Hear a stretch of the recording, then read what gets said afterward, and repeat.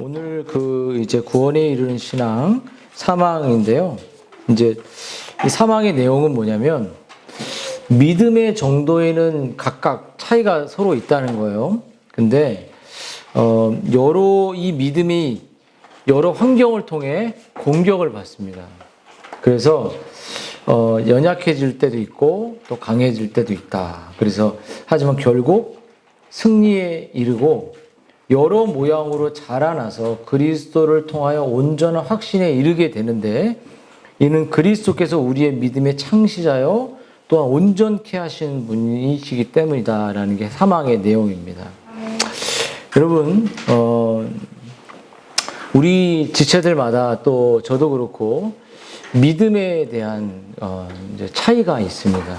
어떤 사람은 믿음이 정말 늘 한결같이 유지되는 사람이 있고, 어떤 사람은 막 이렇게 롤러코스터처럼 위에 올라갔다 떨어졌다 이런 사람도 있고, 어떤 사람은 믿음이 아예 없어가지고 예배 속에서 정말 멍해 있는 사람도 있고, 여러 환경들을 우리가 겪죠.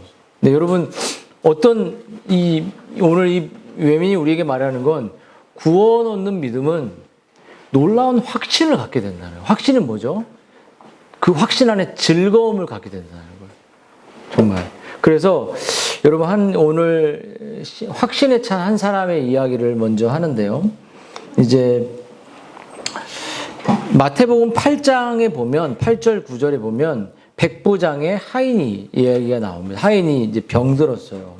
근데 성령의 역사로 말미암아 이 백부장에게는 자기의 군대를 이끌 수 있는 그러한 그 군사들이 많이 있었음에도 불구하고 예수님한테 이 하인이 낫게 해달라라고 이렇게 청을 하죠. 근데 예수님이 가려고 하니까 아니 절대로 오지 마시고 그냥 그 자리에서 말씀만 해달라. 오는 거 감당이 안 되고 예수님 한마디만 해주세요. 그러면 내 한이 낫을 겁니다. 보통 우리가 마르다 마리아도 왜 이제 왔어요? 막 이렇게 하는데, 이 백부장은 그런 정도의 믿음이 아니라 정말 그냥 오지 마시고 만물의 주인이신 당신께서 말씀만 해달라. 여러분, 이 백부장에게 있어서는 누가 최고의 권위자냐? 그 로마 황제가 아니었어요. 바로 누구죠? 바로 우리 예수님이었어요. 예수님이 말씀하시면 정말 내 하인이, 또 병든 영혼이, 또 우리 가족이 회복될 수 있다. 제게 말씀만 해주세요. 이런 자였어요. 근데 여러분, 여러분의 마음속에 이제 예수께서 10절에서 뭐라고 하냐면, 이런 기이한 고백을 듣고 예수께서 들으시고 너무나도 놀랍게 여겨 여기 쫓는 자들이 있으니 내가 진실로 이르노니 이스라엘 중 이만한 믿음을 본 사람이 없다. 믿음이 엄청난 거죠. 그렇죠? 여기 여러분들 어떤 믿음을 갖고 있습니까? 또 저는 어떤 믿음이 있을까요? 여러분, 근데 이 백부장의 믿음은 어떤 믿음이었냐면, 확신을 갖고 있지만 확신 속에 그 확신 안에 있는 놀라운 그 특성을 갖고 있습니다. 그냥 막 맹목적으로 확신 이런 게 아니에요. 근데 여러분, 이 백부장의 이 특징은 뭐냐면, 여러분이 구원의 확신이 있고 예수님이 나의 목자로서 나를 인도하심에 대한 내가 두려움이 없다면 어떤 마음이 있어야 되냐면, 이 백부장의 마음속에 나타난 확신 안에 플러스로 같이 있는 게 뭐냐면 깊은 자기 낮아짐이에요. 자, 보세요. 쉬하지 마시고. 자, 집중이 안 돼서 그래. 자, 저 보세요. 자, 깊은 겸손이 있습니다. 깊은 겸손. 그러면 그가 예수님을 향하여 말씀으로 하옵소서라고 말한 이유는 자신과 자신의 집은 주님을 영접할 만한 아무런 자격이 없습니다. 주님을 받아들이기에 저는 너무나도 정말 죄인입니다. 여러분 어떻습니까? 여러분이 구원의 확신과 낮아짐, 끝없이 구원 없는 믿음의 모습은 자기 중심성이 없는 거예요. 자기 중심성이 낮아져요. 여러분 어떻습니까? 정말 주님 제 집에 들어오는 게 감당할 수 없습니다. 주님 정말 제가 이 말씀을 듣는 것이 너무나도 막, 목사님 왜 이래요? 오늘, 왜 그래 오늘? 이런 게 아니라 정말 하나님의 말씀이 나의 본성을 찌를 때 제가 정말 이 말씀대로 살지 못한 제가 너무나도 괴롭습니다. 이런 낮아짐이 이 백부장에 있었다는 거예요. 그러니까 다윗도 이렇게 말했어요. 시편 8편과 144편에 사람이 무엇이 간대? 제가 무엇이 간대?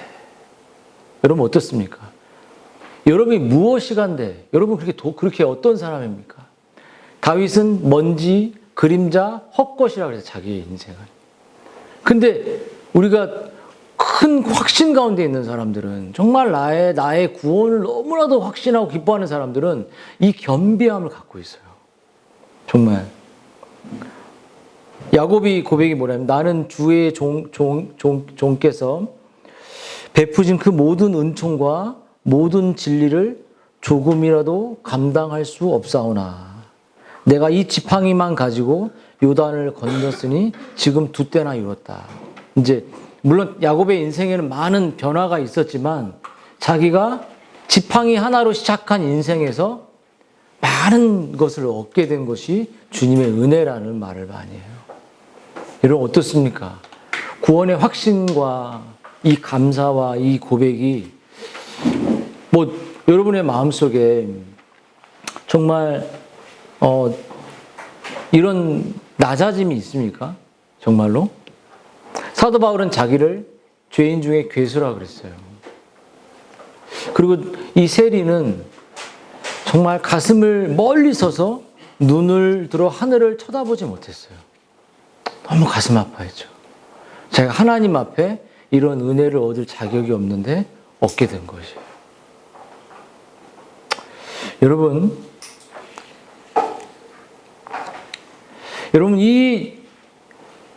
이 백부장이 가지고 있었던 이 확신은 어떤 확신이냐면 여러분이 가지고 있는 그 구원을 시인이 42편이든 보면은 너는 어찌하여 낙심하느냐라고 막 자기에게 말하잖아요. 구원의 확신은 뭐냐면 자기가 믿고 있는 하나님이 어떤 전능을 갖고 있는가를 생각하는 것이에요. 이 백부장은 자기 수하에 이미 엄청난 군대를 갖고 있음에도 불구하고 자신을 앞에 온 그분이 로마의 황제보다 비교할 수 없는 엄청난 분인 것을 생각했어요. 그렇죠?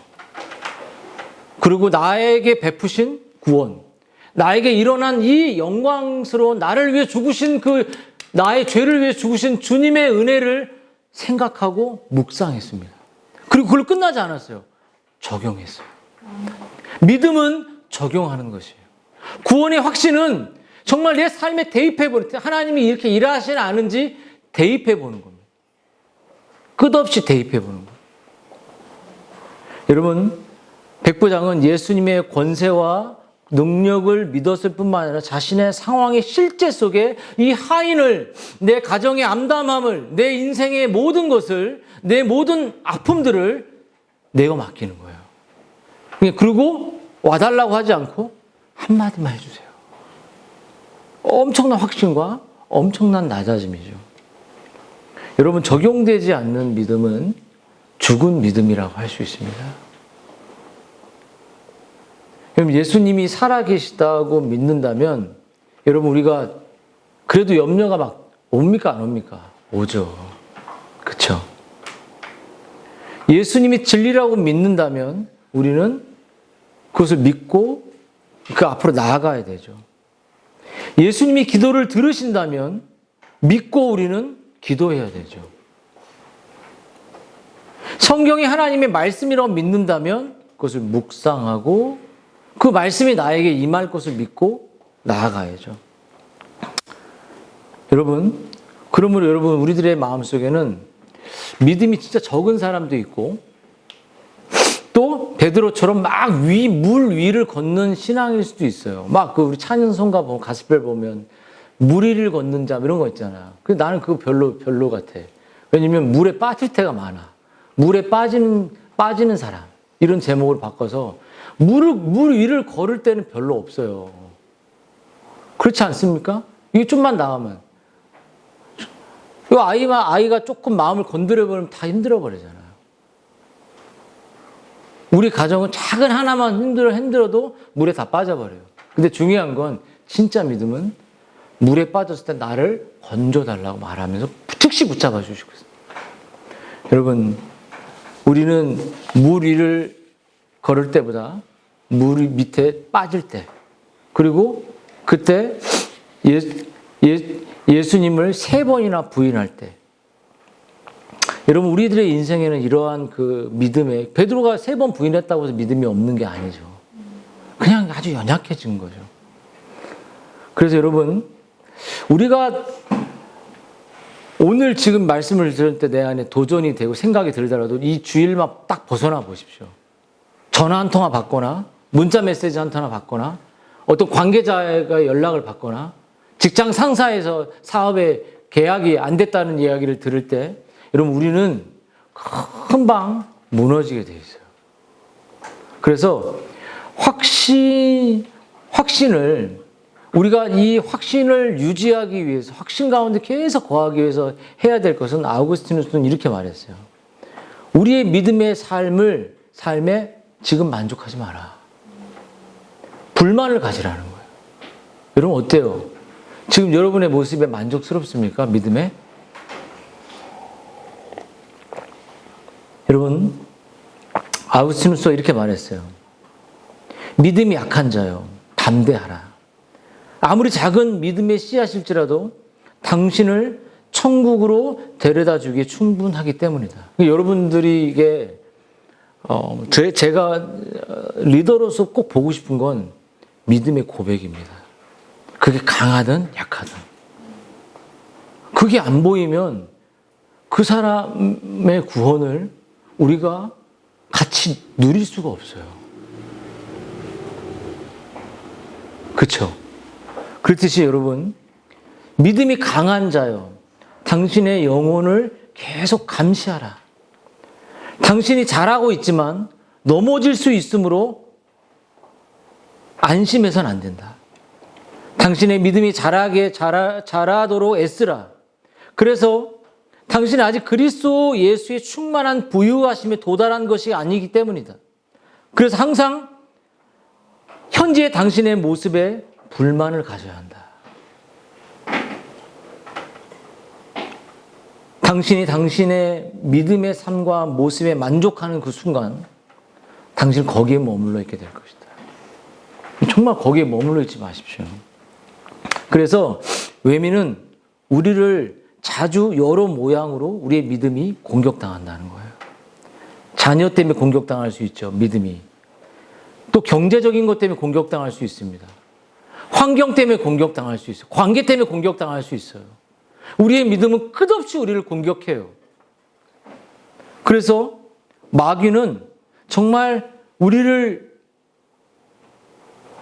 정말 그 한 코너로 몰아서 우리의 감정을 무너뜨리고 우리를 화나게 하고 우리를 분노하게 하고 우리를 침체하게 만듭니다. 그래서 우리가 해야 될 건 뭐냐면 우리의 구원의 확신의 기쁨을 빼앗아가는 기회들, 환경들이 있잖아요. 그 기회를 주지 말아야 돼요. 여러분, 여기 보면 누가복음의 이 14장 9절에 여기 보면 이제 틈을 주지 마라, 이런 말을 있거든요. 발판을 주지 마라, 자리를 깔지 마라. 이게 뭐냐면 내 감정이 정말 죄로 말미암아 이 구원의 기쁨을 잃어버리게 되는 그 기회와 그 환경과 그 자리와 기반을 없애도록 노력하라는 거예요. 우리 금방 사라지잖아요. 오늘 예배 들었다가 집에 돌아오면 얼마나 두려워요. 그렇지 않습니까? 그래서 이 바울은 우리가 끝없이 전신갑주를 입어요. 예수 그리스도를, 전신갑주가 그리스도거든요. 윌리엄 거너리. 그리스도를 늘 덧입는 거예요. 우리는 하나님의 전신갑주 중에 믿음의 방패를 주목하는 것이죠. 또 말씀의 검으로 싸우는 것이죠. 그 모든 믿음의 방패를 활용해서 말씀으로 공격해서 우리 끝없이 예수 그리스도를 덧입고 그리스도에게 피하고 그래서 우리의 믿음의 확신을 조금씩 지켜나가는 거죠. 그래서 외민은 우리들에게 뭐라고 하면 결국 우리들에게 보장된 건 승리를 얻게 될 것이다. 이게 우리들의 대답, 외민의 고백이죠. 그 요한복음 16장에 이렇게 16장 33절에 너희가 이것을 너희의 이름은 너희로 내 안에 평화를 누리게 함이라. 세상에서 너희가 환난을 당하나 담대하라. 내가 세상을 이겼노라. 그리고 우리가 이길 수 있다고 말해요. 그러면 이제 어떻게 세상을 이길 수 있냐, 우리가 어떻게 이 확신 가운데 살 수 있냐, 이 질문이 되게 중요하고 이 질문으로 답하는 게 이 오늘 본문의 중요한 내용입니다. 여러분, 요한일서 5장 4절 5절을 여러분이 읽으면 거기서 요한도 뭐라고 말하냐면 세상을 무릇 하나님께 난 자마다 세상을 이겼다. 또 둘째로는 세상을 이기는 승리는 이것이 우리 믿음이다라고 4절은 또 말해요. 그 다음에 5절로 이어지는 건 예수님께서 하나님의 아들이심을 믿는 자는 세상을 이기는 자가 누구뇨? 이렇게 말해요. 세상을 이긴다는 건 뭐냐면 하나님께로 난 자고 또 그런 하나님의 그리스도를 믿는 믿음을 가지고 있고 또 어떤 믿음이 그리스도가 하나님의 아들이고 그분이 죄의 모든 결박을 깨뜨린 구주다라는 사실을 믿는 거예요. 여러분, 이긴다 이런 세 명의 이 말은 어떻게 우리가 이해할 수 있냐면 우리가 어떻게 세상을 이길 수 있냐, 어떻게 우리 믿음의 확신 가운데 거하냐라고 말이에요. 우리가 세상을 이길 수 있는 사람은 아무나 세상을 이길 수 없어요. 우린 세상을 못 이깁니다. 어떤 사람만 세상을 이길 수 있냐? 하나님께 난 자들, 거듭난 자들만 세상을 이길 수 있는 거예요. 거듭나지 않은 사람은 매일 마귀에게 잡혀 있기 때문에 세상에 압도되어 있어요. 세상에 쪄들어 있습니다. 세상이 종로를 탑니다. 그러므로 우리가 첫 번째 세상을 이길 수 있는 유일한 방법은, 사단을 이길 수 있는 유일한 방법은 내가 하나님 구주를 나의 아버지로 믿는 거예요. 구주가 나를 인도하신다. 내가 구주를 내 왕으로, 내 주권자로 믿는다. 하나님께 난 자만이 세상을 이겨. 본성적으로 내가 거듭났을 때 사단은 괴멸되는 것을 깨닫게 돼요. 우리가 세상을 이길 수 있어요. 그때. 이게 이 성경의 원천적으로 이기는 겁니다. 무릇 하나님께 난 자마다, 거듭난 자만이 세상을 이긴다니. 우리가 말씀을 통해 성령께서 우리를 거듭나게 할 때 마귀를 괴멸해버리는 거예요. 마귀의 능력을 이기는 거예요. 근데 마귀는 우리를 계속 공격하죠. 그러면 여러분, 거듭난 하나님의 자녀가 이미 회심의 순간에 세상을 이긴다고 말했잖아요. 이 승리의 기초에서 계속 세상을 이기는 사람들이 그리스도인인데 그것이 무릇 하나님께로 난 자마다 세상을 이기느라 라는 말씀과 예수님께서 하나님의 아들이심을 믿는다. 이게 무슨 말이냐면 결국 세상을 이기는 자는 거듭나서 하나님의 말씀을, 그리스도가 하나님의 아들이심, 우리의 죄를 위해 용서하신 게 뭐야? 말씀이잖아요. 말씀을 붙들고 말씀에 의해서 내가 주도되고 말씀에 의해서 살아가는 사람은 세상을 이기는 거예요. 말씀이 없이 세상을 이길 수 없습니다. 예수께서 하나님의 아들이심을 믿는 자가 아니면 세상을 이기는 자 누구냐는 말씀을 말하는 거예요. 여러분, 하나님께로 난 자, 즉 거듭난 하나님의 자녀는 거듭났기에 예수 그리스도를 믿는 자이고, 이런 세상을 이긴 자이며 또 날마다 이기게 되는 거예요. 여러분, 이런 사람은 정말 이 하나님의 말씀을 그냥 멀리 구석에 처박아 두고 사는 게 아니라 이기기 위해서, 세상이 감당하지 못할, 정말 우리는 비천한 사람이고 우리는 연약한 사람이고 히브리서 나온 사람들은 유리하는 사람이고 양떼의 털을 두고 늑대 그 양의 그 가죽을 덮고 유리하는 사람들이 왜 감당하지 못할 사람들이냐면 말씀을 붙잡고 자기의 죽음을 앞두고서도 말씀 붙들고 거듭났기 때문에 하나님의 말씀을 붙들고 살아갔기 때문에 그런 세상을 이긴 자인 거예요. 여러분이 하나님의 말씀을 붙들지 않으면 첫 번째 거듭나지 않은 겁니다. 하나님의 말씀을 거듭난 자들은 붙들 수밖에 없어요. 왜? 살아갈 힘이 없으니까. 이길 수 없으니까. 하나님의 말씀만 붙들어야지 교회는 서고, 하나님의 말씀을 붙들어야지 가정은 서고, 하나님의 말씀을 붙들어야지 아이들을 참아낼 수가 있어요. 이런 사람은 히브리서가 멋진 표현대로 세상이 감당하지 못하는 사람이다. 여러분 어떤 사람입니까? 세상이 여러분 쉽게 보이지 못하게 하세요. 돈 좀 없다고? 뭐가 없다고? 그렇게 쫄지 마시고 하나님의 말씀을 붙들면 여러분 하나님의 말씀을 붙들면 세상이 감당하지 못합니다.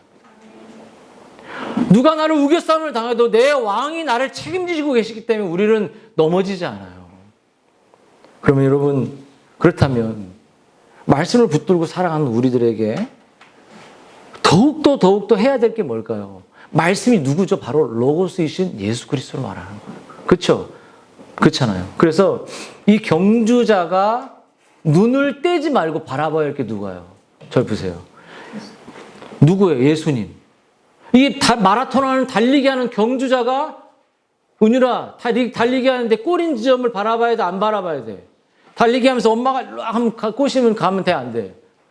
응? 화장하고 이쁘게 가면 절대 안 돼. 엄마가 소리치든 아빠가 소리치든 가족이 소리치든 믿음의 경주자는 누구 바라보니? 우리의 표대이신 말씀이신 그리스도를 바라보는 거예요.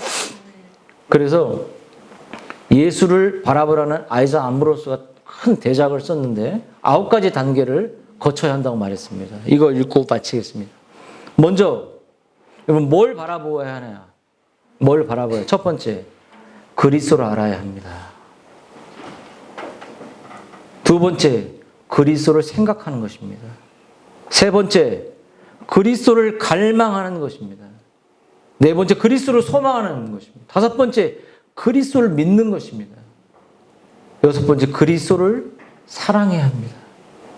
일곱 번째, 그리스도를 기뻐해야 됩니다. 여덟 번째, 그리스도께 간구해야 됩니다. 아홉 번째, 그리스도를 평생토록 닮아가야 됩니다. 여러분 이것을 여러분의 삶의 9가지 표대를 두고 달려갈 때 믿음의 확신이 늘 우리 안에 여러분을 붙들고 있고 그 확신 속에 기쁨이 넘쳐나 여기 오지 않고 주님 왜 내 삶에 오지 않았어요? 내 삶을 왜 인도하 이게 아니라 주님 말씀만 해주세요. 저 견딜 수 있어요. 말씀만 해주세요. 우리 아이에게 말씀만 해주세요. 우리 아이에게 말씀으로 저 영혼에 들리게 해주세요. 저 영혼에 들려서 거듭나게 해주세요. 저 영혼에 들리기 유아세를 받을 때 하나님 우리 주아에게 말씀만 해주세요. 주아의 영혼이 진리가 들리게 해주세요. 이렇게 기도하는 거예요. 주아가 평생토록 그리스도를 바라보게 해주세요. 우리 시온이 가온이가 우리 가온이가 그리스도를 바라보게 해주세요. 우리 뒤에 있는 자매 이름이 갑자기 생각 안 나네. 저 자매 이름 뭐죠? 성희 집사님. 성희 집사님이 9개 그리스도를 닮아 바라보는 거예요. 그리스도를 붙잡는, 그리스도를 닮아, 그리스도를 알아가는, 그리스도를 소망, 그리스도를 사랑하는 거예요. 그 표대를 거듭난 자들은 하나님의 아들 그리스도를 믿는다는 건 그 말씀을 믿는다는 거죠. 이 말씀이 뭐냐? 9가지. 아이자 암브로스 청교도가 말하는 이 그리스도를 내 삶의 표대로 여기고 내가 달려갈 때 우리는 믿음이 때로 넘어질 수 있고 흔들릴 수 있고 꼬꾸라질 수도 있습니다. 근데 다시 그 표대는 흔들리지 않아요. 여러분이 방황하고 막 집에 막 집 나가 막 그럴지라도 여기에 제가 있고 또 우리 부모가 있다는 건 다시 돌아올 기준이 있는 거죠. 우리가 기준을 잡는 거잖아요. 그렇지 않겠습니까? 이 기준을 잡고 가면 흔들리지 않습니다. 여러분 이 기준을 잡고 여러분이 정말 구원의 확신과 기쁨 속에 한 주간도 또 살아가기를 주님의 이름으로 축원드립니다.